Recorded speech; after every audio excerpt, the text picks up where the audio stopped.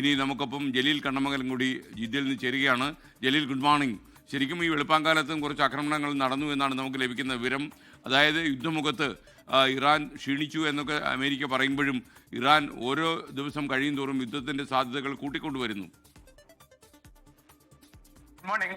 കഴിഞ്ഞ ഏതാനും മണിക്കൂറുകൾക്കിടയിൽ സൗദിക്ക് നേരെ ഉണ്ടായ ഇറാന്റെ മിസൈൽ ആക്രമണങ്ങളെ ഈ പ്രതിരോധ സേന വളരെ വിജയകരമായി തകർത്തിരിക്കുകയാണ്. സൗദി പ്രതിരോധ മന്ത്രാലയം പുറത്തുവിട്ട ഏറ്റവും പുതിയ വിവരങ്ങൾ പ്രകാരം കഴിഞ്ഞ രാത്രിയിൽ മാത്രം 8 മിസൈൽ ആക്രമണ ശ്രമങ്ങളാണ് സൗദിക്ക് നേരെ ഉണ്ടായിരിക്കുന്നത്. ഇതിൽ 7 ബാലിസ്റ്റിക് മിസൈലുകളും റിയാദ് അൽ ഖർജ് മേഖലയെ ലക്ഷ്യം വെച്ചാണ് എത്തിയത്. കിഴക്കൻ പ്രവിശ്യയെ ലക്ഷ്യമാക്കി വന്ന ഒരു ബാലിസ്റ്റിക് മിസൈലും പ്രതിരോധ സേന ആകാശത്ത് വെച്ച് തന്നെ തകർത്തു. നിലവിൽ ആളപായമോ വലിയ നാശനഷ്ടങ്ങളോ ഒന്നും റിപ്പോർട്ട് ചെയ്തിട്ടില്ല എന്നത് ആശ്വാസകരമാണ്.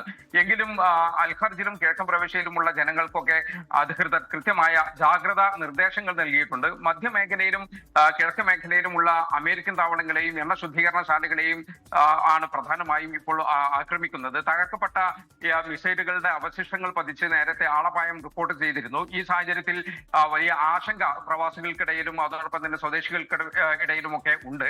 അതുകൊണ്ട് പരിഭ്രാന്തി വേണ്ട, സുരക്ഷാ നിർദ്ദേശങ്ങളൊക്കെ കൃത്യമായി പാലിക്കണമെന്ന് പ്രതിരോധ മന്ത്രാലയവും ഇന്ത്യക്കാരോട് സൗദിയിലെ ഇന്ത്യൻ എംബസിയും ഒക്കെ നിർദ്ദേശിച്ചിട്ടുണ്ട്. ഇന്നലെ വരെ സൗദിക്ക് നേരെ ഉണ്ടായത് 848 ഡ്രോൺ ആക്രമണ ശ്രമങ്ങളും അതോടൊപ്പം തന്നെ 71 മിസൈൽ ആക്രമണ ശ്രമങ്ങളുമാണ്. എല്ലാം 99% പ്രതിരോധ സേന വിജയകരമായി തകർത്തു. അതേസമയം നിർണായകമായ ഒരു രാഷ്ട്രീയ ചർച്ചകൾക്കും കൂടിയാലോചനകൾക്കുമാണ് ഈ ജിദ്ദ ഇപ്പോൾ സാക്ഷ്യം വഹിക്കുന്നത്.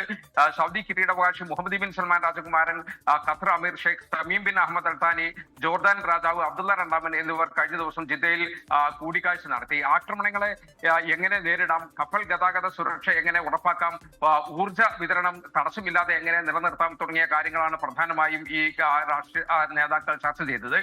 സൗദി കൂടി സമാധാന ശ്രമങ്ങളുടെ ഭാഗമാണ് ഇപ്പോൾ. അതുകൊണ്ട് തന്നെ ഈ ചർച്ചയ്ക്ക് ഏറെ പ്രാധാന്യമുണ്ട്. ഇതിനു പുറമെ സൗദി വിദേശകാര്യമന്ത്രി വിവിധ രാഷ്ട്രങ്ങളുമായി ഈ നിരന്തരം സമ്പർക്കം പുലർത്തുന്നുണ്ട്. കനേഡിയൻ വിദേശകാര്യമന്ത്രിയുമായും പലസ്തീൻ പ്രതിനിധികളുമായും കഴിഞ്ഞ ദിവസം സൗദി വിദേശകാര്യമന്ത്രി ഫൈസൽ ബിൻ ഫർഹാൻ ചർച്ച നടത്തി. ഇതിനു പുറമെ സൗദി പ്രതിരോധ മന്ത്രി ഖാലിദ് ബിൻ സൽമാൻ രാജകുമാരൻ ബ്രിട്ടീഷ് പ്രതിരോധ മന്ത്രിയുമായി കഴിഞ്ഞ ദിവസം റിയാദിൽ കൂടിക്കാഴ്ച നടത്തുകയും ചെയ്തു.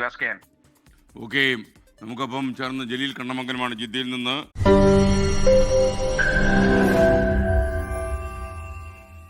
ലോകത്തെവിടെയായാലും ഏത് സമയത്തും 24 വാർത്തകളും ഓഗ്മെന്റഡ് റിയാലിറ്റി പാക്കേജുകളും എക്സ്പ്ലെയിനറുകളും വിശദമായി കാണാൻ ഞങ്ങളുടെ യൂട്യൂബ് ചാനൽ നിങ്ങൾക്ക് സബ്സ്ക്രൈബ് ചെയ്യാം.